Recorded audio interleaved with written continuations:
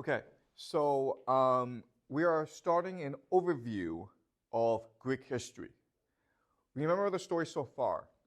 We talked about the Bronze Age and where Mycenaean Greece was trading and fighting with the rest of the world. And then the Bronze Age collapse happened and Mycenaean Greece came to an end. And because of its destruction, this allowed for massive innovation throughout Greece. So we saw the introduction of the polis, the city-state. Okay? We saw the beginning of the use of the alphabet. And so literacy rates increased radically throughout Greece. And we saw Homer, who gave us the Iliad and the Odyssey. So today, I'm just going to go over the overview of Greek history, mainly focusing on the polis, okay? So one thing to understand about the polis is that geography is destiny, okay? Geography is destiny. And this basically means that your geography will determine the culture, the economy, and the political structure of your society. And we see that with the Greek polis. The Greek geography is very diverse. There are mountains, there are rivers, there are plains, and there are coastlines, okay? And depending on where you are geographically in Greece, you will have a different type of polis. And so the two classic examples are Sparta and Athens. Sparta and Athens are the two most dominant polis in about the year 500 BC, okay? So let's first talk about Sparta. So Sparta is located on the Peloponnesian, this is Sparta, and the land around Sparta, it's basically plains, which makes it ideal for agriculture. Okay? So for most of its history, Sparta was an agricultural nation. And because it is ideal for agriculture, it needs people to work the land. And through its conquest, Sparta developed a slave system. Okay? And these people are called helots. And helots are just slaves in Sparta that work the land. They're farmers, and these are people who have been conquered by Sparta. And because there are so many helots, okay, the ratio is about 10 to 1. So for every one Spartan, there's 10 helots. Sparta had to become a military society in order to control the helots. So it created an education system in order to train its citizens to be soldiers. So the system worked like this. About age 7, you left your family and you were put into a boarding school where you're watched over by kids who are older than you, okay? Maybe 11 or 12. And obviously, if you put young kids with older kids, the older kids will beat the crap out of these young kids who are about 7 or 8. And this instills the idea of emotional discipline into the children. Now, when these children became teenagers, they were paired with a mentor who was maybe 25 to about 30, okay? An older adult. And they became lovers.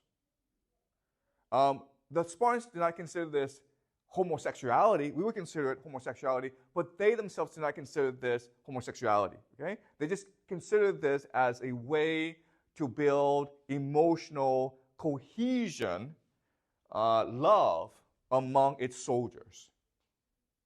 And about age 18 or 19, the students would graduate and they would go on to marry and have their own families.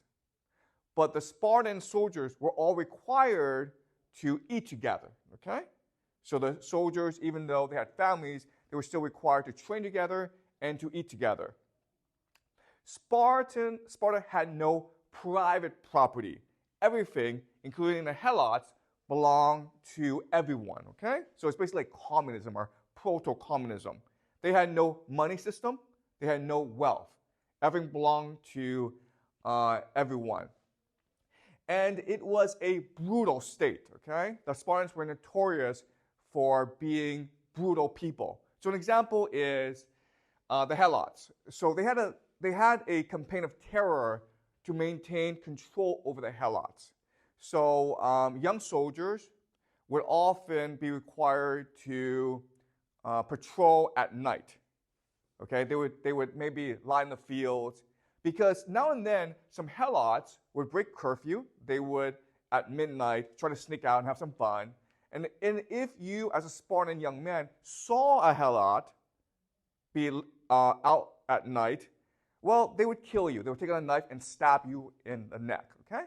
And this was meant to instill terror in the Helots to prevent them from rebelling, okay? But the problem is, because there were so many Helots and the Spartans were so brutal, rebellions and revolutions would break out often. Okay? So this created a society which focused on maintaining control in the Peloponnese. So the Spartans were not at all interested in foreign policy. Okay? They had absolutely no interest in the world outside Sparta. The Spartans were as a culture, was very conservative. Okay? They liked the way they wanted things to stay the way they are. Okay? So it was a very conformist culture. Now and then you had some kings or individuals who tried to change society, and the Spartans would kill those people. Okay? You were not allowed to question authority. You were not allowed to promote change in Sparta. The Spartans were also isolationists. Okay? Their entire policy was, if you leave us alone, we'll leave you alone. Okay? And so that was the society of Sparta. And if you think about it, in many ways, it's very much like China throughout its history. Okay? So the analogy is China, which China has always been, throughout its history, very conservative and very isolationist. China is just not interested in the outside world. Why? Because it's focused on maintaining control over its peasantry, okay? There's too much internal chaos. China just is not interested in the outside world. So China, for its history, has both been conservative, does not like change, okay? And very isolationist. Is not concerned about the outside world. Does that make sense, guys? Any questions so far about Sparta before I move on to Athens? Okay, so Athens was a completely opposite society to Sparta. And the reason why, again, is geography. This is Sparta. Sorry, this is Athens. And Athens is in Attica, and it's by the coast. And Athens, the countryside, is very hilly, so it's bad for growing crops. But Athens has two major advantages. The first major advantage is it has a very good harbor. Okay? And also, it's hilly, but the hilly terrain is actually good for growing olive trees. Okay? Olives. It's also very good at pottery. So because of this, Athens, for most of its history, focused on trade, right? It was a trading nation. And because they are traders and merchants, they have a very different culture to the Spartans, okay? So the first thing is they're very expansionist, okay? They're aggressive. And the idea here is the Athenians will go and seek out new markets. They also plant new colonies throughout the Aegean. This is to the west is the Aegean Sea. To the south is the Mediterranean. Okay, and they will plant colonies throughout this area. And they have to encourage their citizens to go out and explore the world in order to find new markets, in order to bring goods and ideas back to Athens. Okay? Because Athens was expansionist, its cultural system, its cultural beliefs was very different from the Spartans. Okay, so whereas the Spartans were very conservative, the Athenians had a policy, had a belief in the idea of eudaimonia. Eudaimonia. So eudaimonia is a Greek word, and it means human flourishing. Flourishing. And the idea here is to be the best that you can be. All right? So the example of eudaimonia, the most famous example of eudaimonia is this. In Homer's Iliad, the main character is Achilles. And Achilles is the best warrior of the Greeks against Troy. And Achilles says this in the book. He says, before I came to Troy, I saw a prophet. I saw a fortune teller, and he told me my fortune. He said I could choose to not come to Troy and live a very long, healthy life. But I'd be a nobody. If I came to Troy, I would die young, but I would die as a hero. I would be remembered by everyone. Everyone would sing of my glory and my triumph.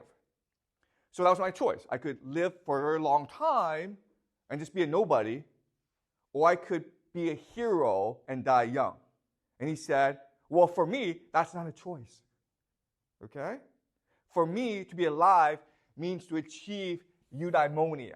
I have to be the best that I can be, and therefore, my only option is to come to Troy and die a hero. Okay? And that's the mentality in Athens. It is much better to die young as a hero than to live a long time as a nobody. Whereas the Spartans were the complete opposite, okay? It's just better to be a nobody and get along with everyone than it is to die as a hero. Okay, so very opposite societies. And what this did, this idea of eudaimonia, it made Athens into a very competitive society. Okay, because if everyone's trying to achieve eudaimonia, then you're going to have a lot of competition. Okay, because they're going to be one hero. Everyone cannot be a hero. They're going to be one hero. So again, the example is Homer's Iliad, and when Achilles got into a fight with Agamemnon, okay, Achilles basically says, I don't like you, you're a dog, I'm not going to fight for you. And Agamemnon says, I don't need you. What Achilles did was he went to his mother, who was a goddess, and Achilles said to Thetis, his mother, could you please get the gods to help the Trojans so that Agamemnon would have to come beg for my help against the Trojans, okay? He was basically committing treason. And in the Greek world, you're allowed to do that because the most important thing is eudaimonia, to achieve eudaimonia. Okay, does that make sense? It's a very weird world, but in Athens, it's extremely competitive where everyone's trying to backstab each other in order to become the hero. And because of this, because there's so much competition, Athens created a new system called ostracized. Okay? So the idea here is because the Athenians were so at each other's throat, if someone was breaking the rules or if someone was being too competitive in the pursuit of eudaimonia, the Athenian people could choose to ostracize this person. And what this meant was you be banished, okay, banished or exiled from Athens for 10 years. And this was considered even worse than death. Okay, this punishment was worse than death. The reason why is in the polis system, the only people that mattered were citizens. Okay? And the Greek world was very chauvinistic or closed, which meant that you could not earn the right to be a citizen. You had to be born to become a citizen. You understand? You have to be born into citizenship. You could not become a citizen through your own hard work and through your merit. Okay, does that make sense? So in other words, if you were banished from your polis, you became a nobody. You were basically dead to everyone. Because only citizens had rights in the Greek world. If you were a slave or you were a foreigner, you had absolutely no rights. You could not own land. You could not even speak in public. Okay? Does that make sense? All right. So Athens was a democracy where everyone had the right to speak and to vote. Okay? But really, when we talk about democracy in this world, we're not saying that everyone could become president or everyone could become a leader. Really, political power can only be held by people of nobility, okay? So democracy usually was a battle between different factions of the nobility, usually between the upper nobility and the lower nobility. Okay? And this is a lesson that's true throughout history, okay? So remember, usually we think history, societies, the conflict is between the haves and the have-nots, right? The poor and the rich, all right? Haves versus have-nots. What I would teach you in this class, one important thing I would teach you in this class is this is not true, okay? If you look at history, the conflicts in society are usually between the have a lot and have somewhat more. Does that make sense? Okay? It's usually between the have a lot versus the have some, but I want more. Okay? And throughout history, we call these people different names. So, in this society, these are basically the lower nobility. Okay? These are the nobility who have money, but they want more. Okay? And in the French Revolution, we'll call them the petite bourgeoisie. And today we call them the middle class. Okay, does that make sense? The poor people do not rebel. They might riot, but they do not revolt. It's usually the middle class or the lower nobility or the petite bourgeoisie that revolt. Okay, does that make sense? All right, so Athens is a democracy, and it's usually a conflict between the upper nobility and the lower nobility. Sparta is an oligarchy, okay? Which is basically means rule by the few, and they hate democracy. So these systems, these cultures, Sparta and Athens, are diametrically opposed to each other. They hate each other. They're always in conflict with each other. Okay? Does that make sense? Any questions so far about Sparta and Athens?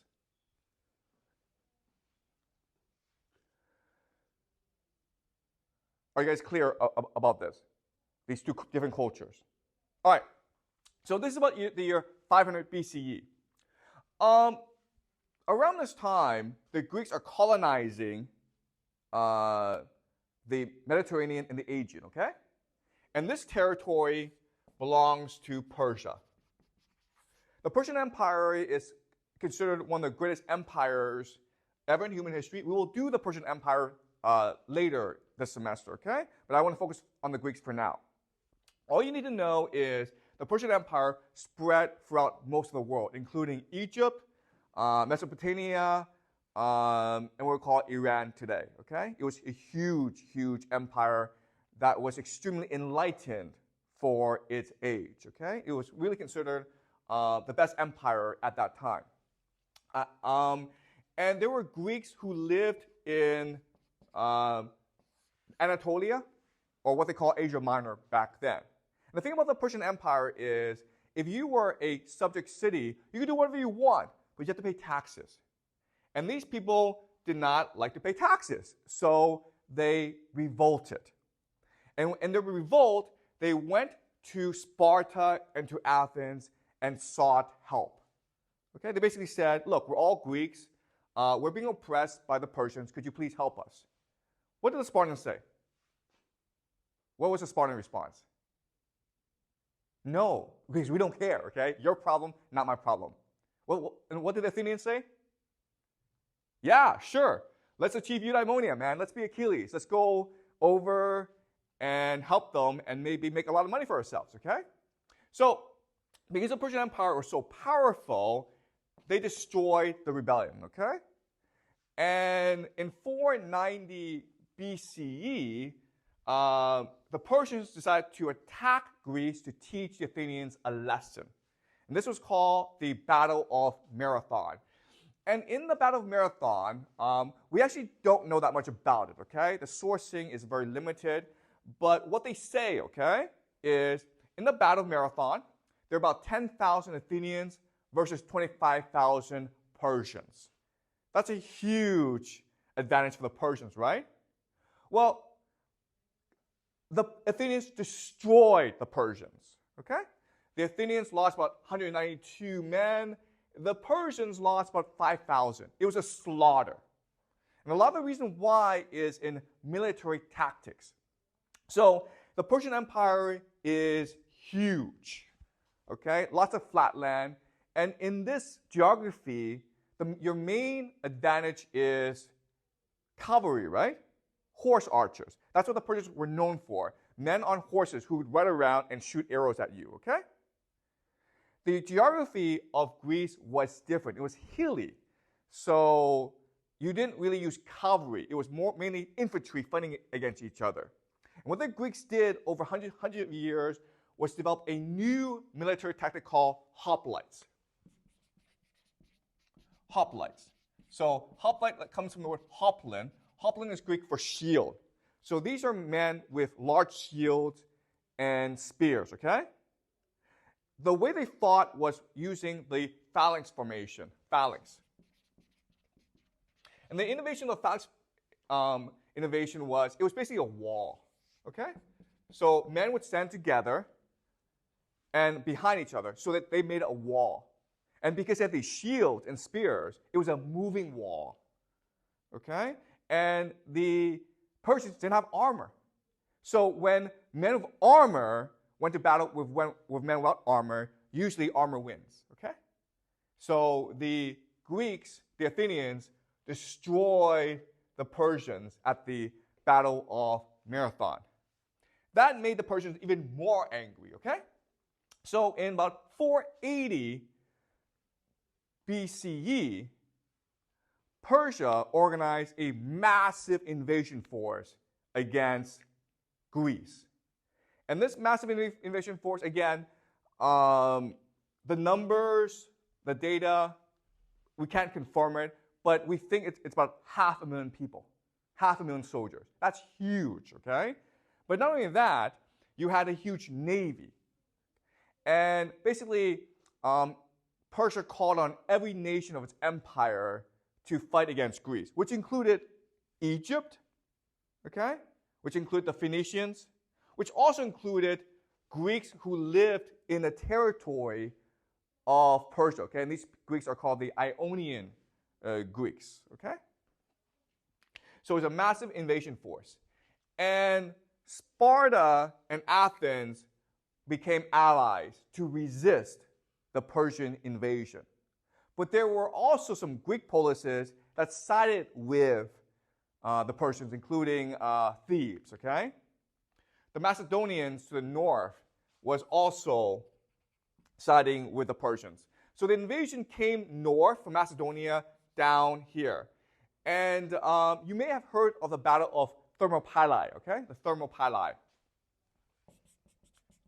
This was made famous by a movie called 300. I'm not sure if you've seen the movie 300, okay? But basically, it was about 300 Spartans and about 5,000 other Greeks who tried to make a stand against the Persian invasion, and they got destroyed. Okay, so the Persians came in, and the Greeks decided, okay, you know what? Their numbers are so much bigger than ours. Let's retreat. Okay, back to Sparta. And here at Corinth, they decided to build a wall to stop the Persian advance. The problem, though, is Athens is here, okay? So the Persians came in and burned down Athens. Now, what's important to understand is the Greeks have the concept of polis. It's not a place. It's a community, okay? A polis is wherever the Greeks choose to be. So what happened that's very interesting is even though the Athens came to destroy, even though Persia came to destroy Athens, the Athenians just got into their ships, okay? They just boarded their ships because Athens is a naval power, and they just sailed away. Okay, do you understand? So Athens was not destroyed. The city of Athens was destroyed, but not the community, the polis of Athens.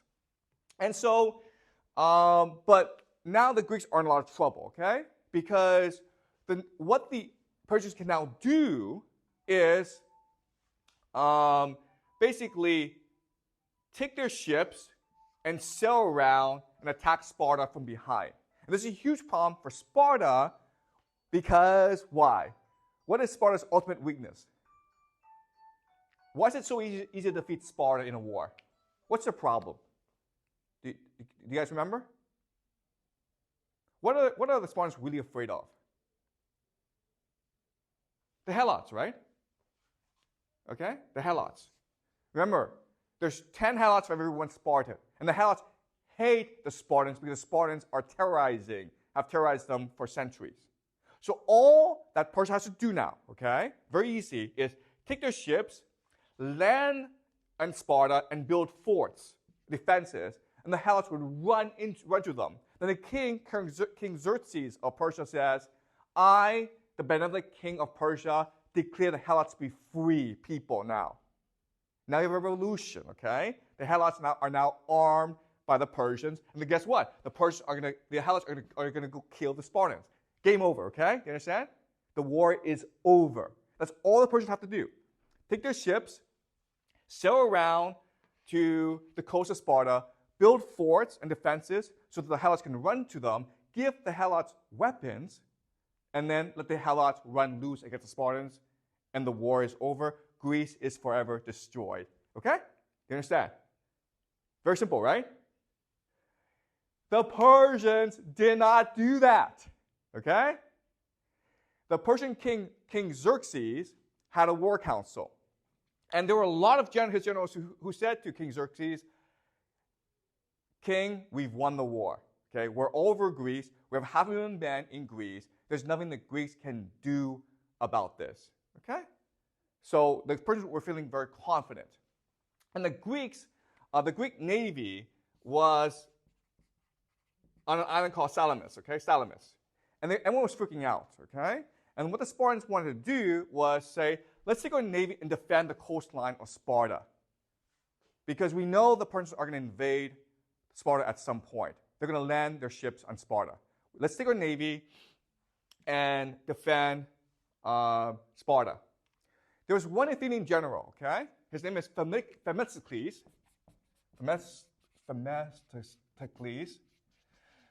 And he said, you know what? That's great for you guys, okay? But remember, our city, Athens, has been destroyed. We need to take on the Persians head on. We can't wait. And the Spartans are like, yeah, that's fine, but they outnumber us 3-1. They have 3 more ships. They have 3 ships for every 1 ship we have. There's no way we can beat them in a naval battle. And Themistocles says, we either fight the Persians now and achieve eudaimonia, or we, Athens, we'll be like, screw you, Spartans. We're going to go take our ships and sail off west to Sicily or Africa. Who cares, okay? But we're going to go away, and we're going to leave the Persians to kill you guys, okay? So Spartans didn't really have a choice but to listen to Athenians and fight. Then what Themistocles did was he sent a spy to King Xerxes. And King Xerxes was having this war council about what to do. And most of his generals were like, my great king, we've won the war. Let's just take our ships and attack Sparta, and the war is over. Okay? And then a spy sent by Themistocles says to King Xerxes, oh, great king, the entire Greek navy is stuck in Salamis. But they want to run away. Now's your chance to attack them and destroy the Greek navy once and for all. Okay? And at this point, King Xerxes made the decision to send his entire navy, okay, to destroy the Greek navy at Salamis. And his generals were like, don't do that, man. That's a risk you don't have to take. Why do that? Why take the Greeks on? Why fight the Greeks head on when we can just starve them out. And King Xueqin said, no, I came to defeat the Greeks. Okay? I'm the great king. I want to defeat them at Salamis and build a monument to celebrate my great victory over the Greeks. My father, King Darius, sent an army in 490 BCE, and the Athenians killed or destroyed his army at Marathon. I'm going to prove I'm a greater king than my father by defeating the Greeks at Salamis. Okay? I don't want this war of attrition, this slow war. I want one great battle so that history will remember me forever. Okay? So he sends his entire force, about 1,000 ships, to Salamis. And Salamis, it's a strait, okay? It's very narrow. So the ships have to line up and attack the Greeks one by one, okay? And at Salamis, in a headlong battle, okay, the Greek ships were heavier, and the Greek ships were manned by hoplites with armor. And in this battle of Salamis, the Greeks destroyed the Persian navy. Okay, do you understand? The Persian army had won the war. And at Salamis, they lost the war. Okay?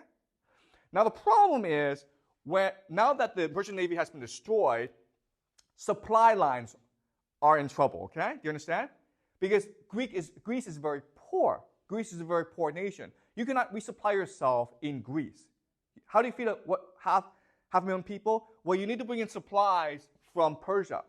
But now your navy has been destroyed. So now King Xerxes freaks out and he goes home. He's like, you know what? I burned down Athens. That's good enough for me, okay? And he leaves his cousin, General Mardonius, to fight the Greeks, okay? And at this point, Mardonius could have chosen to not fight the Greeks, right? Because Athens has been destroyed and Sparta is still under threat. So all Mardonius had to do was, he was in Thebes, okay? He was in Thebes. All he had to do was stay in Thebes and wait out the war, okay? This is what we call a war of attrition, where you wait out the other enemy because the other enemy has basically less resources than you. Okay, does that make sense? Again, really easy for the Persians to win, but Mardonius chose to fight the Greeks at the Battle of Plataea. And here, it was about equal forces, 100,000 Greeks versus 100,000 Persians, and the Greeks destroyed the Persians. The Persians lost 5 times more men than the Greeks, okay? And General Mardonius was killed in this battle. So this war that the Persians should have won very easily, the Persians lost and were completely destroyed. Okay? Does that make sense? Okay, any questions so far about the Persian invasion? Okay. And because of this war, Greece now became extremely wealthy. The reason why is Persia is forced to retreat from Asia Minor, and the Greeks were able to capture a lot of treasure, okay? Now, after this, Persia switches strategies, okay? Persia never again invades Greece because they think this is stupid to invade Greece, okay? But the Greeks don't know this. The Greeks think, okay, the Persians will come back at any point, okay? So the Athenians say, let's take the battle to Persia. And what do the Spartans say? The Spartans say, no, we're going to go home and that's it, okay? So to battle against the Persians, the Athenians create something called the Delian League. The Delian League is a defensive alliance between Athens and these colonies and islands in the Aegean. And the idea is, if the Persians come back, we will mass our forces and fight the Persians at sea. The problem is that only Athens had a navy. Everyone else didn't really have a navy. So everyone else is like, we don't have a navy, but we'll contribute money, okay? And they agreed that this money, this treasury, could only be used against Persia, if Persia invades. Okay? So they put all this money on a place called Delos, okay? An island called Delos. That's why it's called the Delian League. right? Does that make sense? So basically, Athens would put up a navy, and everyone else would put up money. And this money, the treasury of the Delian League can only be used in a war against Persia. Okay? Does that make sense? Okay. So while this is happening, Athens is the rising power in this world. And in 461 BCE, a new political leader called Pericles comes into power. And as you should know from your research, Pericles is considered the father of Athenian democracy. He is the one who spreads democracy throughout Athens. And historians today worship Pericles. Okay? Pericles is considered one of the greatest leaders ever in Western history. Okay?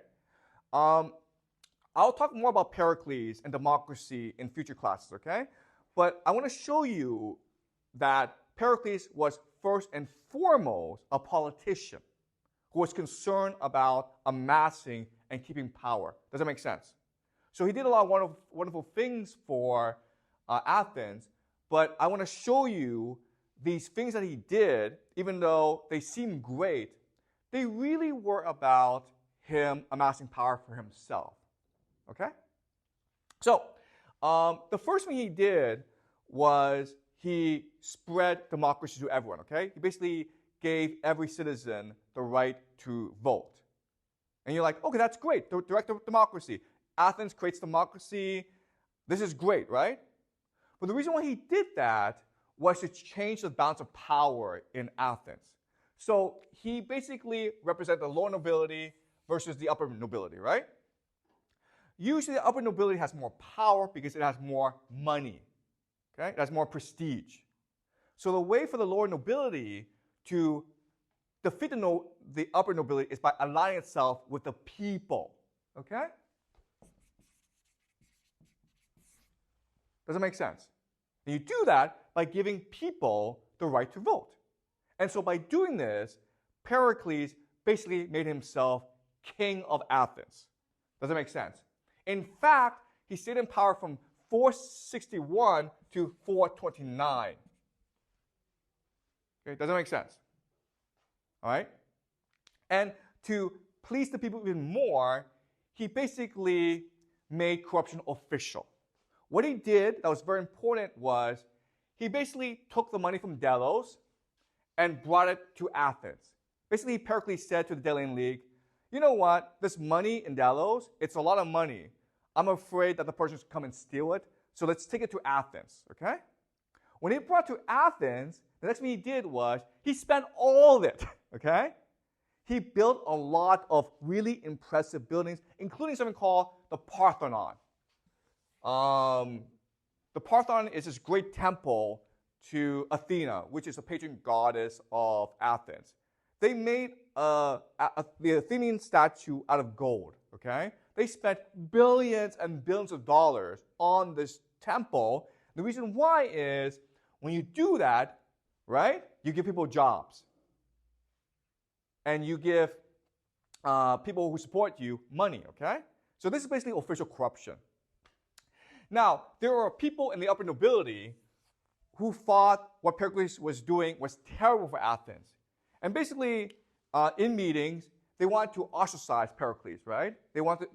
They accused Pericles of corruption, of basically bribing the city of Athens, and they said, you are corrupting our morals, okay? You are hurting our democracy. Therefore, we want to ostracize you. And there was this vote against Pericles, and what happens? Do you guys know? The people voted to exile Pericles' opponents. Okay? Those who criticized Pericles were now exiled from Athens. Therefore, Pericles no longer has any political opponents. And Pericles can do whatever he wants. And so, the two big innovations of Pericles is democracy, okay? Right? Let's give people the right to vote, and let's give people more money, okay? But also empire. The reason why is after Pericles basically stole the money from the Delian League, the allies were obviously angry, right? You stole our money. So we are out of this league. And Pericles said, well, if you leave our league, we're going to come and invade you. So Athens started this expansionist campaign in order to maintain its empire. So the Delian League basically became the Athenian Empire. And now Athens got basically 20% of its revenue from its allies. Okay? Does that make sense? So that's what Pericles was doing. He was promoting democracy in order to make sure people voted for him. He was promoting empire in order to maintain the easy money flow into Athens. Empire is important because, remember, Athens has a culture of eudaimonia. So empire makes the rich extremely wealthy. You understand? Empire makes everyone rich, but it makes the wealthy even more so. And so the lower nobility, okay, the lower nobility became very jealous. And so the way to resolve this issue is the lower nobility could choose to invade other places, okay? And if they win, they could make a lot of money for themselves. So one place they chose to invade was Egypt, but that failed, okay? So throughout this time, you had a lot of Athenian expeditions throughout the world in looking to conquer new territory. And sometimes they succeeded, but a lot of times they failed as well, okay? Does that make sense? All right. So as Athens is expanding and becoming much wealthier, other Greek colonies, other Greek policies start to get angry at Athens, okay? And Athens is basically the big bully. They were afraid of Persia before, but Persia didn't really bother the Greeks. Whereas Athens was a big bully. They wanted to control all of Greece, okay? They basically were a mafia organization that was forcing these islands in the Aegean Sea to pay tribute to Athens. And they were trying to take more territory from other Greek polises. So in 431, the Greek polises united around Sparta and started something called the Peloponnesian War. Okay? And historically, what most historians will tell you is this war was started because Sparta was afraid of an emerging Athens. Okay? Sparta was the hegemon. Sparta was the most dominant power in Greece at that time. And now that Athens was rising, Sparta felt threatened by Athens and therefore declared war on Athens.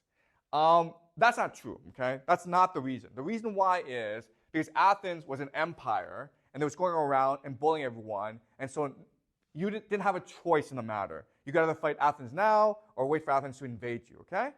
So it was because Athens was an imperial power, and so other Greek polities had no choice but to stand against Athens, okay? And Athens was an imperial power because of its theory of eudaimonia, okay? So the great irony here, and you will see this pattern repeat itself throughout history, is the culture that allows a nation to rise, okay, and this is eudaimonia, will also cause it to decline. Does that make sense? Okay? Because it's because of the Peloponnesian War, which lasts from 431 BC to 404 BCE, 27 years, that Athens loses its empire, okay? So the culture, eudaimonia, that causes Athens to rise will ultimately lead to its decline as well, right? So are you guys clear so far? Please let me know if this is clear to you, if you have any questions before I continue.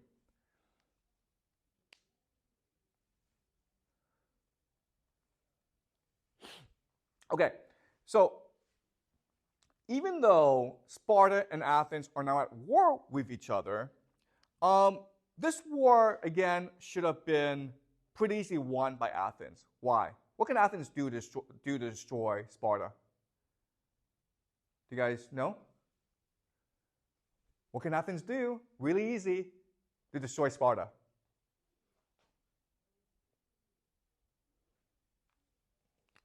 helots, right? The Athenians have ships. They can choose to do what the Persians should have done, but they didn't do, which is to basically take its navy, land its navy on the coast, and support the helots in the rebellion, okay?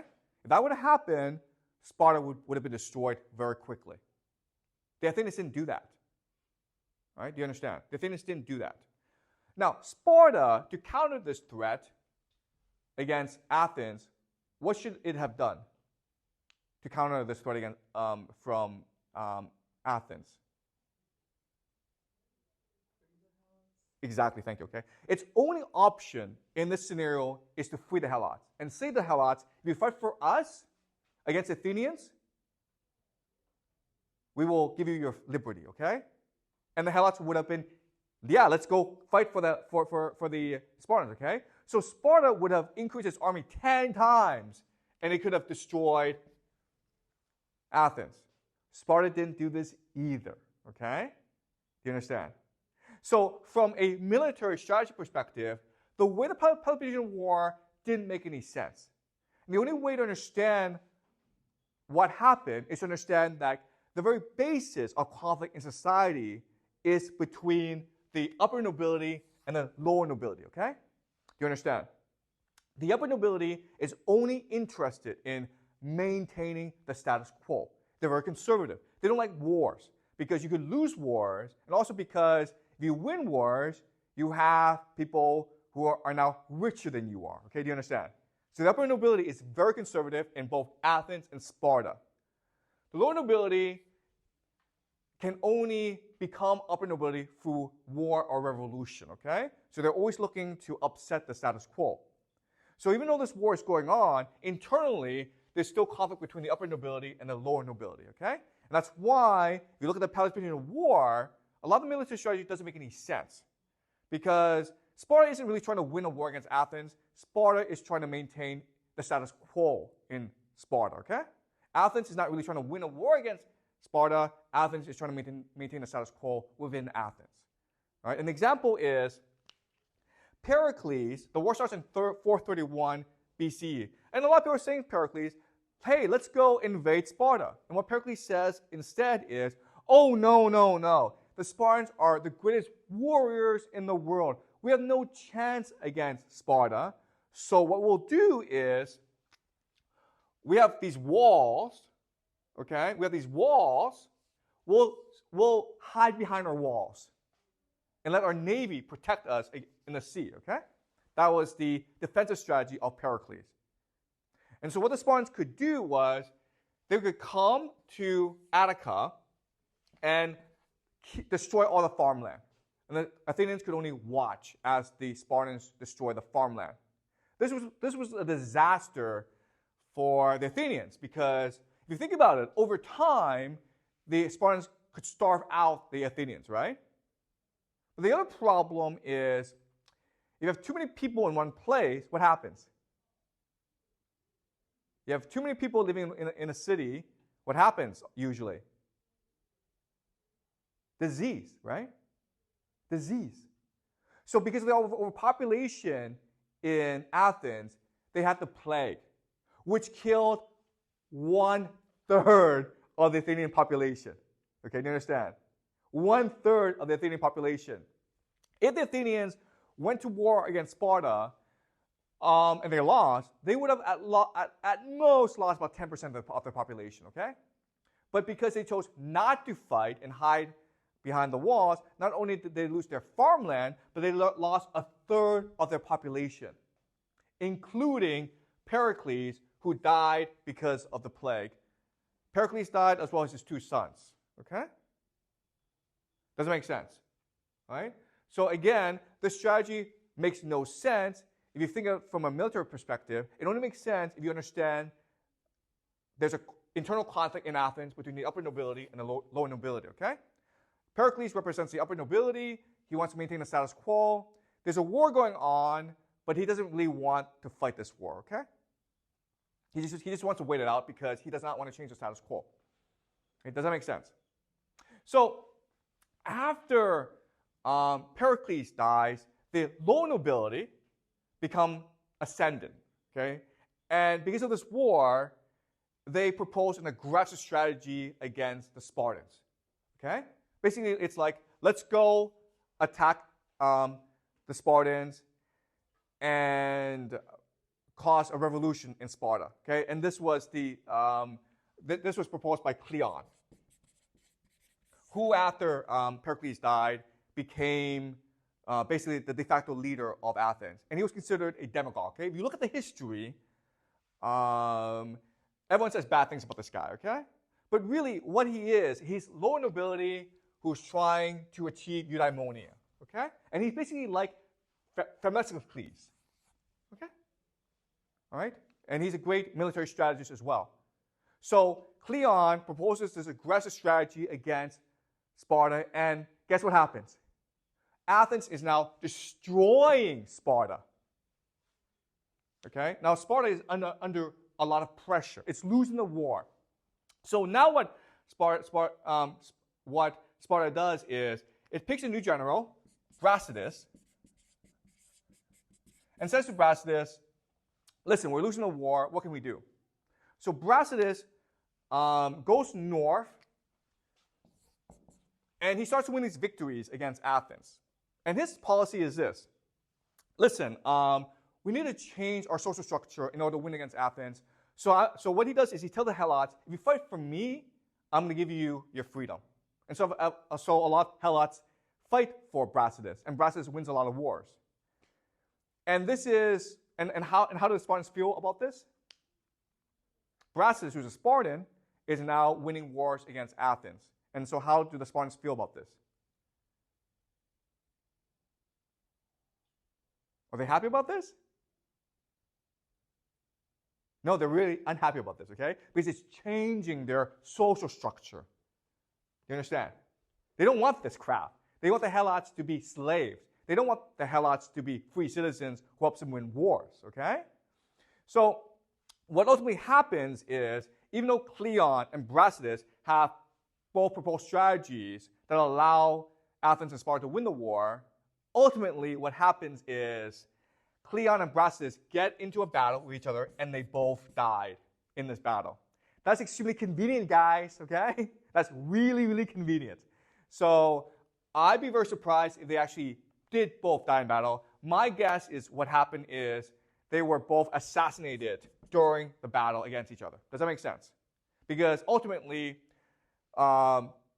both were the bigger threats to the social structure of Sparta and Athens than losing the war itself. Does that make sense, guys? Okay? Any questions so far?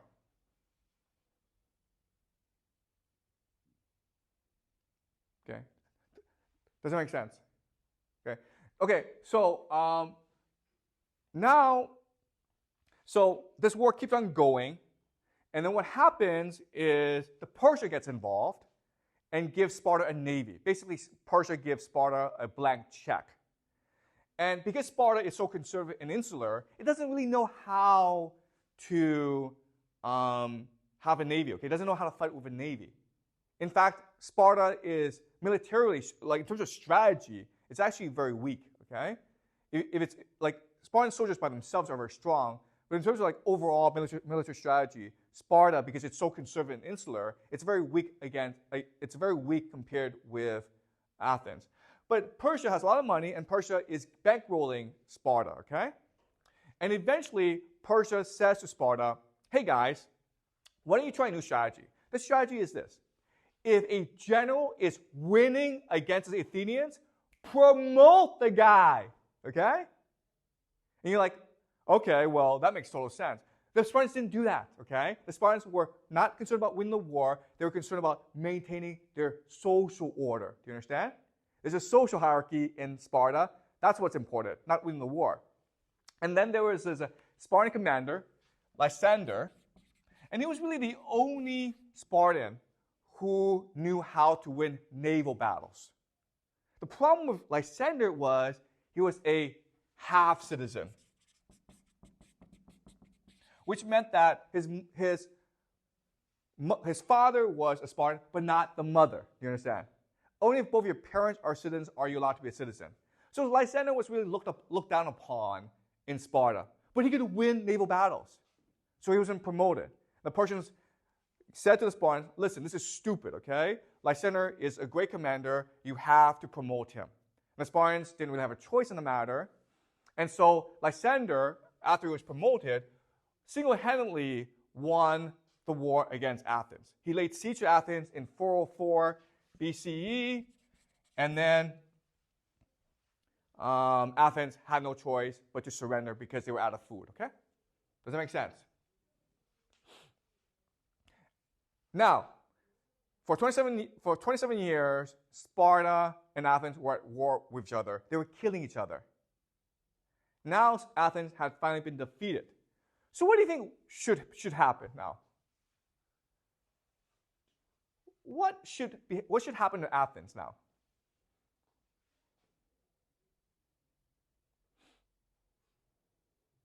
Okay, the answer is nothing happened to Athens. Okay? Usually if you lose a war, in this world, what happens is they come and kill all the men and enslave all the women. And that's what the Persians wanted, okay? That's what the other Greek cities wanted to happen to Athens. The Spartans didn't do anything to Athens. They left Athens alone, okay? And there are many different explanations for this. One explanation is Sparta wanted to maintain the balance of power in the Greek world, okay? If they destroyed Athens, then Persia could come back and destroy Sparta, okay? But another explanation is, well, guess what, guys? The upper nobility of Sparta and the upper nobility of Athens, they're good friends with each other. Okay, do you understand? Rich people tend to marry each other. They tend to be good friends with each other, okay? So Athens and Sparta weren't really enemies, do you understand? They had to fight this war because of the internal pressures from the lower nobility. But because this war was killing off so much lower nobility, it maintained the status quo. Does that make sense? All right? You guys understand so far? Any questions? All right, so I'm going to conclude with evidence for this theory. Okay? So what I just said, like war is really about killing off internal dissent, not really about beating the other enemy. That's very controversial, okay? So I will give you some evidence for this theory, and it's called rat utopia. So in the 1960s and 70s, there was an American researcher, American scientist. His name is James B. Calhoun, okay? And he was interested in the question, what would it be like for humans to live in a world of abundance? What would it mean for humans to live in a world where everything was perfect, where you didn't have to fight for food, where food was just given to you, okay? A utopia. What would it be like? Well, he couldn't really experiment on humans, so he decided to experiment on rats instead, okay? So he built this universe, okay? Basically this big house, and food was plentiful for rats.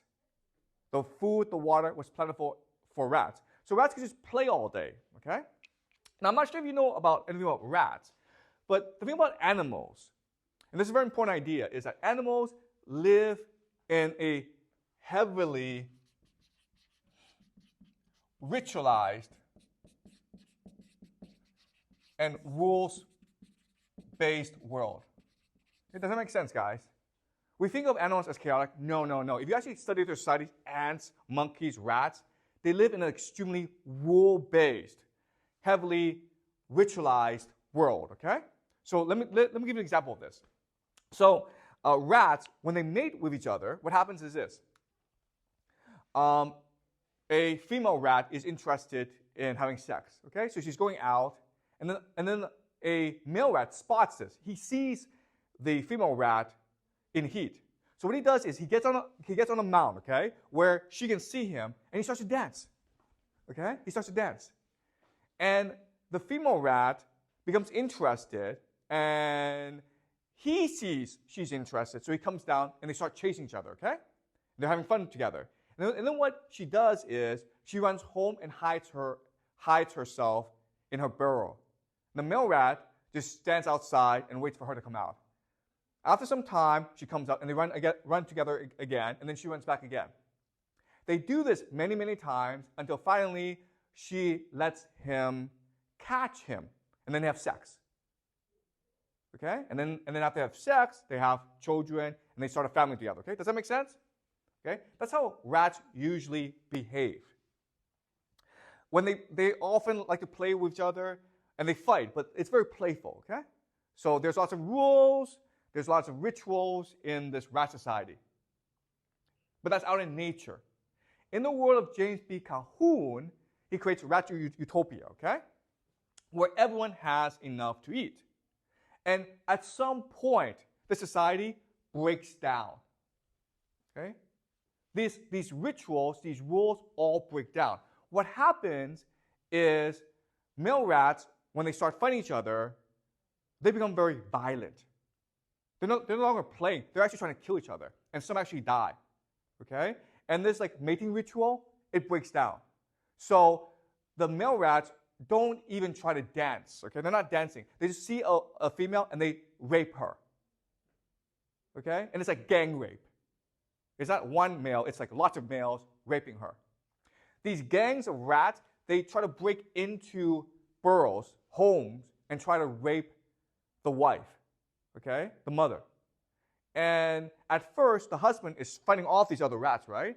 But eventually what happens is he gets tired and he just runs away, okay? He just abandons the family. Now the female rat is responsible for fighting off now the other rats. But she becomes so traumatized, she starts to beat everyone up, including her own children. So she kicks her children out of the house. It is a complete social breakdown. And after a few more months of this crap, the entire colony of rats dies. The entire society collapses. Does that make sense? All right? So this is what we call rat utopia. It's been done many times. And each time they do this, this happens. At some point, the society will collapse. Okay? And this makes no sense to us. Everyone has enough food to eat. Everyone should be happy. Okay? Why does society collapse? Okay, so there are different explanations for this. James B. Calhoun, his argument is if there's too much food, there's overpopulation. If there's overpopulation, then that creates conflict. And the conflict causes the rules to collapse. Okay? The problem, though, with this theory is the colony never became overpopulated. Okay? There was space for everyone. But at some point, everyone started to fight each other. All right?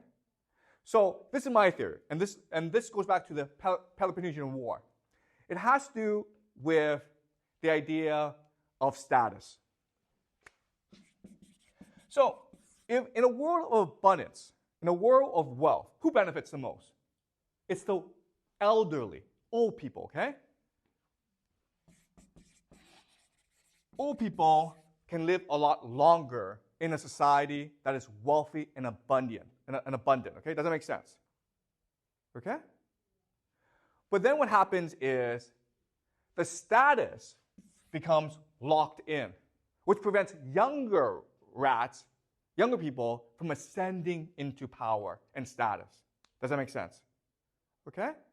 So the idea is, the metaphor is, these rats are online, okay? I'm waiting to climb the mountain, okay? This is the mountain top. You're waiting and waiting to climb the mountain. And everyone's moving along. It's slow, but you're still moving along, okay? And eventually you will reach the mountain top, which is where you want to be. But let's just say, for whatever reason, the line stops moving, okay? Everyone's stuck in place. Well, then you get very anxious. You get very stressed out. You get very agitated. You're like, when is it my turn? And it's never going to come because the people at the top won't leave. Okay? So what do? Well, you start kicking the people behind you, right? You start fighting with each other. Do you understand? This is what we call rat utopia. In a world of abundance, in a world of extreme wealth, old people do not die. If they do not die, it is impossible for young people to ascend into power and status. And so they have all these energies. And because they cannot reach their potential, they become violent and start attacking each other. Okay? So that's rat utopia. That's what rats do. But if you look at the Peloponnesian War and what happened between Athens and Sparta, it's really no different. Okay? It's really no different. They were killing each other for no reason. Extreme violence, which led to nothing. Okay? 431 BCE, the political world was no different from 404 BC. The only difference is a lot of young people died. Okay? In wars against each other. So that's my argument to you. If societies become too wealthy, you have a problem of rat utopia. Okay? If rat utopia, societies will then engage in wars that will lead eventually to its collapse. And that's what happened to Athens. Okay? Does that make sense, guys? All right. Any questions about this? Does it make sense to you guys? All right? Any questions? I'm still a little confused about the rat utopia. Yeah. Like why she wants to kick her kids out. Okay. So the question is, in the rat utopia, why do the mothers want to start attacking the kids? Okay. Okay. So this is actually a complicated question. The answer is this: humans are different from rats. Okay. So humans have the ability to reason and to adapt to new circumstances. Okay. Does that make sense? Rats don't. There are these rules in place. Okay. And if these rules are broken, then the rats don't know how to adapt. So if you're a rat mother, you have a husband, okay? Your understanding is the husband will protect you from strangers, okay? Your understanding is if someone is violent towards you, you have to be violent against that person, okay? So in a situation where the husband leaves, the husband runs away or is dead, the mother does not understand this new order anymore. So the mother becomes, the word we use is traumatized. If you're traumatized, you can no longer reason, okay? You're so focused on protecting yourself, you attack everything and everyone, including your own children. Does that make sense? So is that an experiment of the rats? Yeah, this is an experiment because obviously this would not happen in real life, okay? There's no way the rats get free food in real life. So they have this experiment where the experimenters gave the rats free food every day. And this is what happened. So the scientists, they kill the father of the rats to make this? No. So the experiment is the rats were left by themselves, okay? The rats could do whatever they wanted. The only thing the experimenters did was feed them every day. Okay? If you do that, if there's abundance and there's wealth, then you have complete social collapse. Okay? So what if the rat's father doesn't die, the mother dies? So what will happen to the father? Okay, all right. So, okay, all you need to understand is this, okay? The entire society collapses, okay? How it collapses can be different from family to family, but the entire society collapses. Everyone dies at the end, okay? Do you understand? Okay. Any more questions?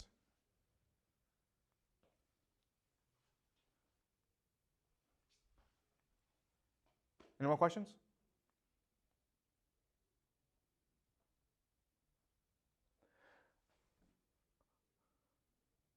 So I know this is a lot to take in, okay? This is very confusing, and this is very hard, but it's okay. Just ask any questions or points where you want me to clarify.